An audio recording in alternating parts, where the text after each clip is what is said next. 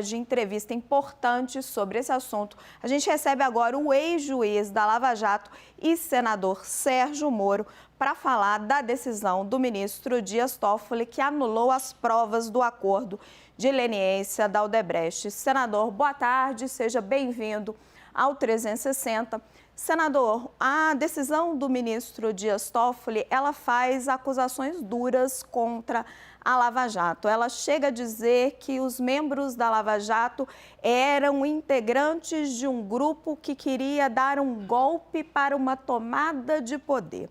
Se a gente olha com olhos de hoje os fatos históricos, os fatos parecem dar uma certa razão ao ministro. O Lula foi preso, o senhor se tornou ministro da Justiça, em seguida o senhor se tornou senador da República, Lula acaba, então, reeleito. Mas se nós olharmos com os olhos lá do passado, com as decisões que o senhor tomou lá atrás, a Lava Jato era um grupo de pessoas querendo tomar o poder, como diz Dias Toffoli? Eu agradeço aqui, cumprimento a todos e deixar muito claro, eu não vim atacar ninguém aqui e a gente tem que respeitar as decisões judiciais, respeitar as nossas instituições. Veja, esse acordo com a Odebrecht, ele foi multicomemorado em 2016. Foi um acordo que foi elogiado, inclusive, internacionalmente. Foi o maior acordo da época, não tinha precedente no Brasil, de recuperação de valores roubados dos cofres públicos, no caso, principalmente da Petrobras. Foram mais de 3 bilhões de reais. Ele envolveu dezenas de procuradores, envolveu dezenas de advogados executivos ali da Odebrecht. Inclusive, os acordos com os executivos da Odebrecht foram homologados pelo próprio Supremo Tribunal Federal. Então, não há, com todo respeito, nenhum golpe de Estado, nenhuma conspiração para assumir o poder. O que houve é uma explicação muito mais simples. E, normalmente, as explicações mais simples são verdadeiras. Foi feito um bom acordo para a recuperação de valores que haviam sido roubados do Brasil, e, do outro lado, o fornecimento de provas. Adiante, né, eu acabei aceitando esse convite para ir ao Ministério, e hoje sou senador. Isso não tem nada a ver com o trabalho que foi feito lá atrás. Eu apenas homologuei esse acordo, mas esse acordo sequer foi feito unicamente pelos procuradores de Curitiba. Ele foi homologado aqui pela 5ª Câmara de Revisão, junto à Procuradoria-Geral da República. Ou seja, os subprocuradores regionais da República que homologaram esse acordo, eles também, então, estão envolvidos numa conspiração. Enfim, nós respeitamos, evidentemente, a decisão, há esse recurso, vamos esperar esse trâmite, tratamos disso com muita cautela, mas o acordo foi absolutamente meritório, inclusive elogiado internacionalmente na época. Clarissa Oliveira, nessa conversa conosco, senador. Boa tarde, senador. Prazer ter o senhor aqui. Senador, eu queria falar um pouquinho com o senhor a respeito desse recurso que está sendo utilizado aí para fundamentar essa reação à decisão do ministro Toffoli. Várias pessoas com as quais eu conversei, desde ministros do Supremo até representantes das próprias associações que estavam cogitando essa contestação, admitem que, do ponto de vista jurídico, teria uma fragilidade, pelo simples fato de a NPR não ser parte ali nessa questão, se tratar de uma reclamação. Eu queria saber, em primeiro lugar, a opinião do senhor a respeito disso. O senhor acha judicialmente se esse recurso é cabível na avaliação do senhor?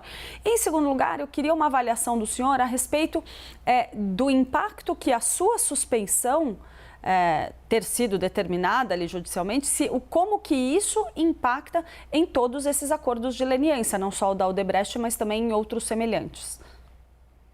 Impacta nada, não deveria impactar em nada, porque, afinal de contas, a suspeição foi relacionada a um processo específico. Eu discordo dessa suspeição, respeitosamente, mas foi vinculada aos processos do ex-presidente Lula. Nunca houve nada em relação a esses processos da Odebrecht. E aqui nós temos uma prova, né? Nós tivemos provas documentais, escancaradas de corrupção envolvendo a Odebrecht. A própria Odebrecht confessou, fez o acordo, publicou um anúncio pedindo desculpa à população brasileira. Então, os fatos são inegáveis. A corrupção da Odebrecht, a corrupção nos governos do PT anteriores, ela foi real. E esses fatos não podem ser apagados. E se nós formos apelar para questões técnicas, muitas vezes discutíveis, controvertidas, particularmente, o que nós vimos lá é um acordo do Brasil, feito pelo Ministério Público, capitaneado com a Odebrecht. Simultaneamente foram feitos acordos na Suíça e foram feitos acordos nos Estados Unidos. Mas não é um acordo conjunto que exigiria cooperação ou qualquer espécie de envolvimento de Ministério das Relações Exteriores. Do outro lado, as provas do tal dos sistemas da Odebrecht vieram primeiro entregues pela Odebrecht diretamente aos procuradores, para tanto não precisaria de pedido de cooperação, e depois houve, inclusive foi confirmado já pela Suíça, houve sim um pedido de cooperação que está registrado nos autos, através do qual veio o restante do sistema. Mas vejam que esses lançamentos na contabilidade da Odebrecht não são as únicas provas. Tem confissões, muitas vezes tem depósitos bancários. No caso, por exemplo, do sítio de Atibaia, que era utilizado pelo presidente Lula e que foi reformado pela Odebrecht, tem notas fiscais, tem confissões, tem depoimentos de testemunhas. Sequer é necessário aquele sistema. Desculpe interrompê-lo, mas só insistindo na pergunta da Clarissa. O fato do senhor ter sido considerado suspeito não joga uma espécie de sombra em todo esse trabalho? Claro que não. Essa suspeição, aliás, é muito discutível, né? Foram utilizadas ali provas ilícitas para se afirmar isso. E, veja, eu absolvi 30% dos acusados nesse processo.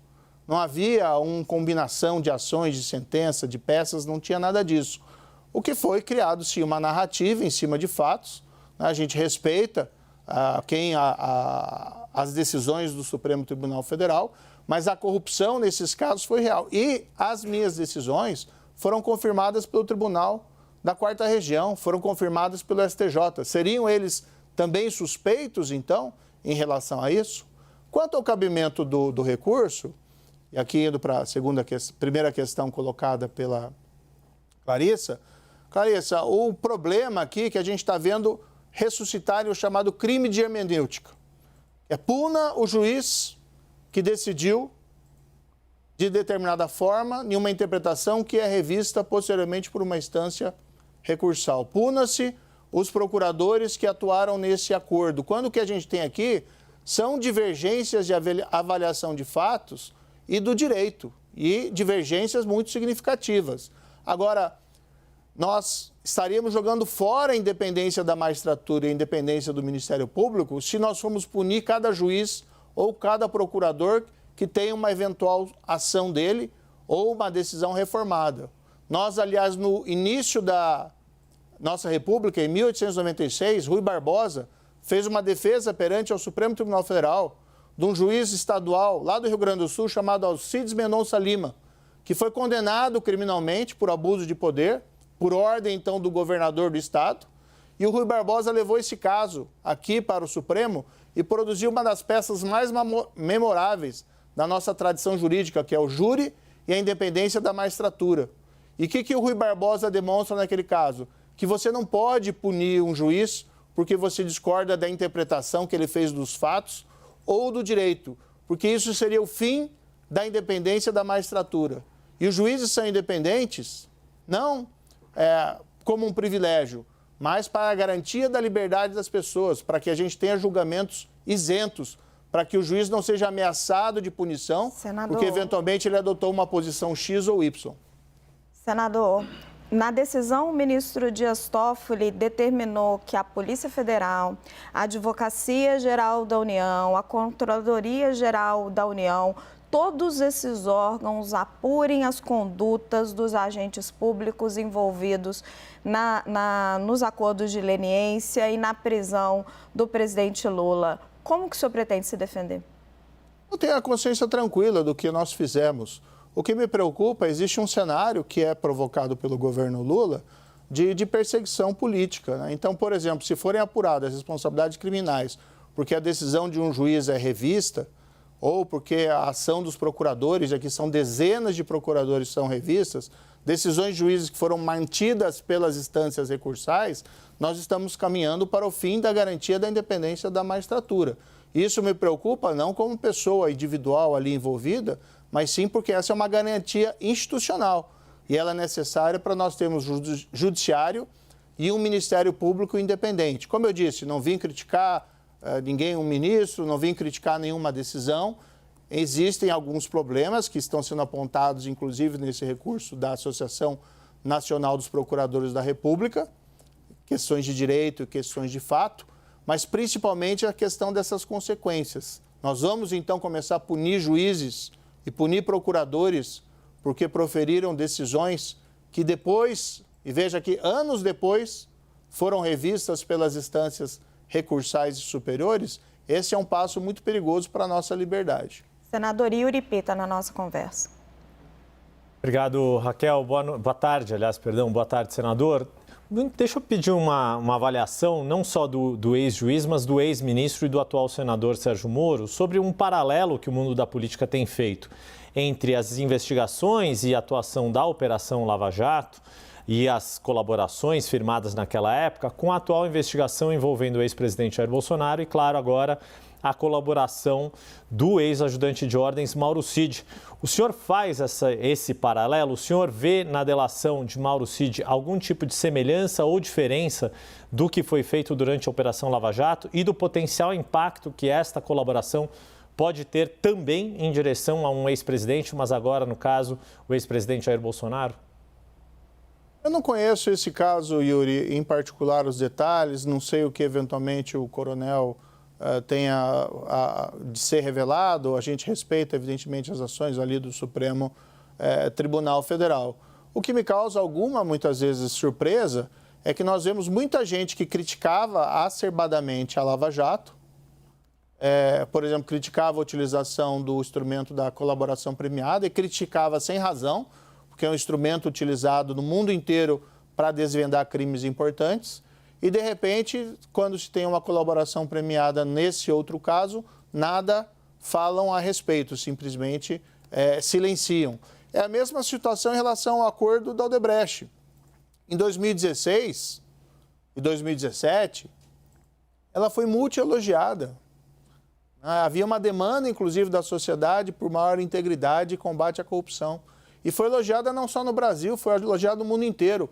O caso da Odebrecht gerou uma onda anticorrupção na América Latina. Até hoje, nós vemos casos, recentemente foi divulgado ali na Colômbia, investigações do ex-presidente Juan Santos, porque teria recebido subornos da Odebrecht ou doações ilegais da Odebrecht. No Peru, foram 4 ex-presidentes. Um deles foi Alejandro Toledo, foi recentemente extraditado dos Estados Unidos para responder os processos no Peru. E veja, a origem disso tudo foram os trabalhos da Lava Jato aqui no Brasil e o acordo da Odebrecht. E, de repente, simplesmente se diz que isso não presta, que foi feito tudo errado, Senador, 6, 7 anos depois. Então, Senador, nós temos que acabar com esse revisionismo histórico que é fomentado pelo governo Lula e essa perseguição de quem atua na Lava Jato, que também é fomentado pelo próprio governo Lula. Senadora, mas sendo mais direta que o Yuri nessa pergunta, eu acho que o que ele está colocando é o seguinte: Cid delatou por causa de uma prisão estendida de 4 meses e era isso que acontecia na Lava Jato? Na Lava Jato, nós decretamos prisão preventiva e, normalmente, as prisões preventivas se seguia rapidamente uma denúncia, uma acusação criminal. Às vezes, algumas pessoas falam, mas ficou mais de 1 ano preso em prisão preventiva na Lava Jato. Não. Não houve nenhum processo que não foi encerrado em menos de 1 ano. Normalmente duravam, quando haviam acusados presos, 6 meses. E aí, muitas vezes, o acusado, a sua defesa, recorria às instâncias recursais, aos tribunais, e o processo prolongava. Mas o julgamento vinha muito rápido após, ali, quando haviam casos de prisão preventiva. Eram casos absolutamente também excepcionais, gente que ocultava a prova. Nesse caso do coronel, eu não posso opinar, não conheço ali os detalhes.